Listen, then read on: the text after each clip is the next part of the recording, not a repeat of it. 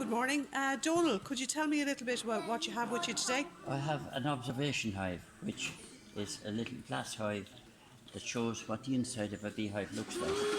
And here we have honey the bees have collected. You can see the wet honey in the cells.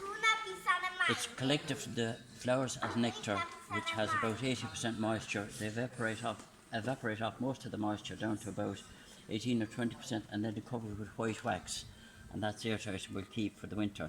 That's their food for the winter.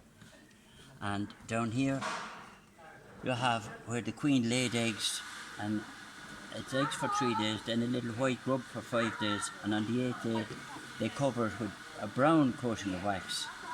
And about day 21 then those bees hatch out as female workers. Up here you have larger cells, and if the queen lays in those cells, she lays eggs that turn out to be males, drone bees. They take 28 days to hatch out. During the winter you'd have maybe about 6,000 or 7,000 bees in the hive, no drones there, and the queen lays eggs January, February, March, a couple of dozen eggs a day, a couple of 100 eggs a day, and by middle of May she's laying maybe 1,200 eggs a day, more than her own weight of eggs each day, so that by the end of June you have maybe 50,000 bees in the hive, and most of those will be dead within 6 weeks from sheer hard work. And now at this time of year most of them have died off, so you're down to maybe 15,000 bees, and by November it'll be down to 6,000 or 7,000 again. And the honey they collected all summer is their food for the winter. So if we take off the honey, they would starve during the winter, so you have to supplement it with sugar syrup. So you dissolve sugar in water and feed it to them, and they do the same as this. So we're the economics of it's cheaper to feed them with sugar and take away the honey and sell it. So it's a fascinating hobby, and we've always had bees in our house. My father started bees when I was born, and I've continued it since. And we used to sell a lot of honey all over the country, but now I'm cutting back. We only have a few hives just to have honey for ourselves, and that's a jar that used to be what we used to sell.